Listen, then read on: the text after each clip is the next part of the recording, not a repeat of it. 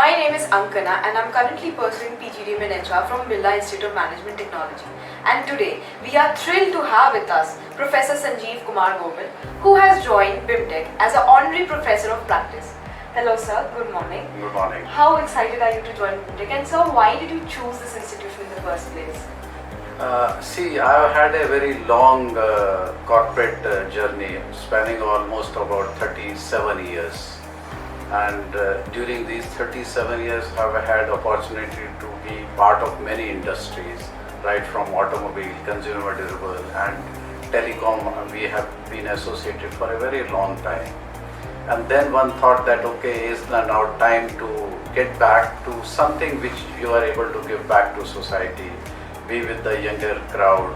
So in that thought process, then I got associated with the Indian Institute of Management, Lucknow, with XLRI, Jamshedpur, Shriram College of Commerce at Delhi University, IIM Sambalpur.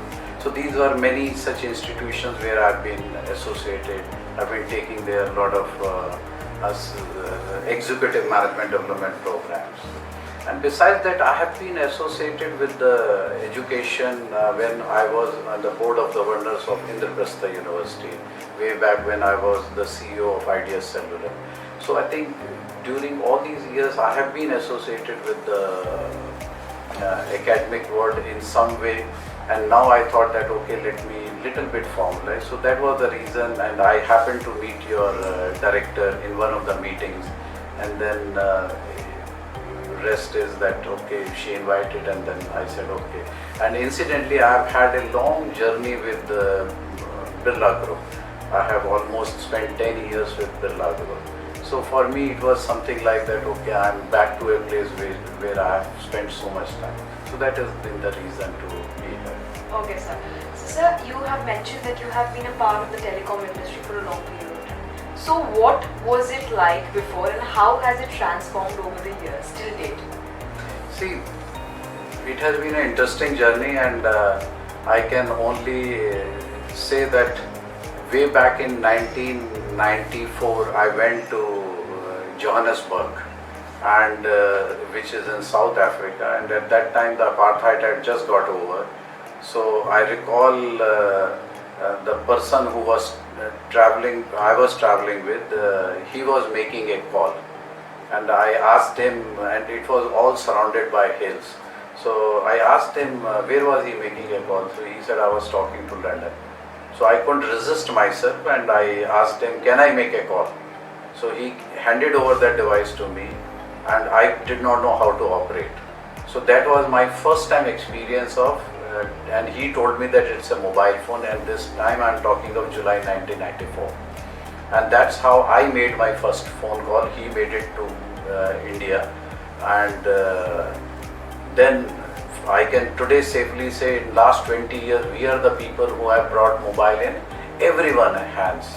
Okay, so I think it has gone through a huge transformation from a situation when nobody had phone, or people were dependent on landlines, and which were very less in number, and today when everyone is widely connected. So I think a credit goes to the telecom operators in the Indian landscape, that every length and breadth of the country is practically covered, and which has connected the people and killed the distance.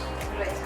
So since you have mentioned all these information, what were some challenges or operational difficulties that you have faced, and how did you, what strategies you used to mitigate the problems? See, of course, when you are rolling out a network across the length and the breadth of the country, one faced a lot of challenges. There is no dearth of challenges, and that too in an Indian kind of environment, where rolling out the network infrastructure, ensuring the connectivity 24/7, and then we are trying to cover length and breadth of the country where languages are different, people speak different dialects, so accents are different, languages are different.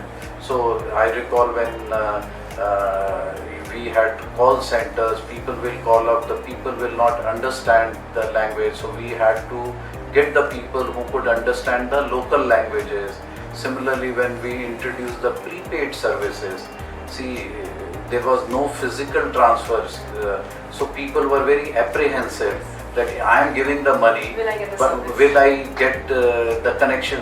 So we have gone through that phase, which has taken a lot of time. But over a period, the credibility of the system has ensured, the confidence has come, and then now it has become a kind of a cashless transaction that okay, the system is running fine, and things are now much more settled than what they were at the initial stages. Right.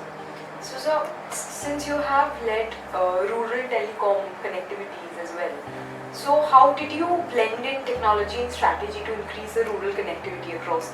See, what had happened, and this I am talking of a period 2005 or somewhere around that,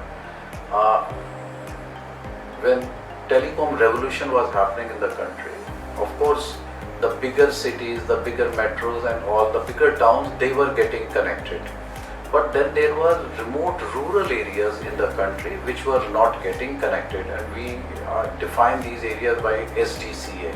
Okay, so what Government of India Department of Telecom did, they identified some over 200 such areas where they said that they will put a special focus so that more and more people are taking mobile connectivity.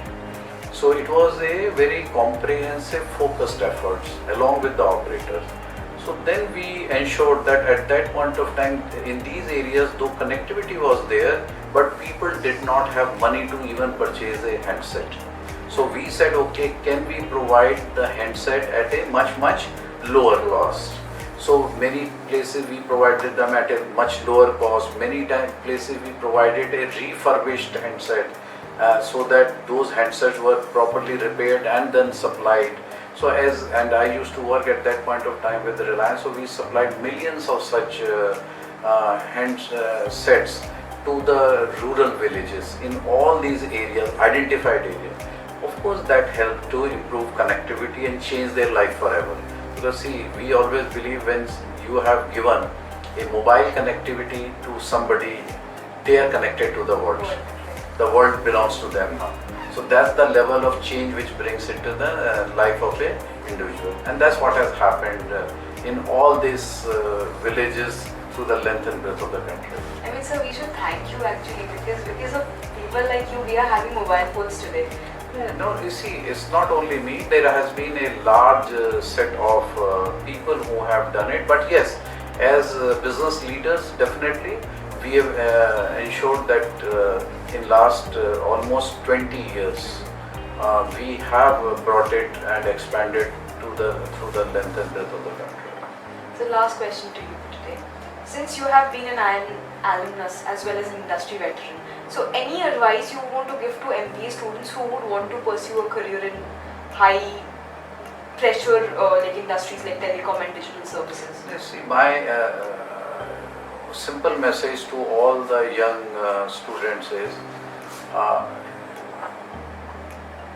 read as much as or watch as much as what is happening around you in the industry. See, today this is my experience from IIMs and other institutions as well, that today students are not so much into what is really happening. They may be updated, they may not be updated, but if you are reading, watching business channels, business newspaper, that itself gives you so much depth of knowledge. What is happening around, why is it happening, what is it making it happen. That itself becomes a management education. And one who is aware about it, I'm sure he or she will perform much better in their career. Not only they will be better network, they will also understand what is going around and they will be able to leverage it. So my simple advice is be in contact, understand what is happening around you, because it's not only education in the classroom. Actual education will be outside the classroom. Classroom will definitely tell you, but outside classroom, which is happening in the real world, you should know. And anyone who is doing it definitely is bound to reap benefits. Thank you so much, sir. It was really an enriching session with you, and thank you so much, sir. Okay, thank you.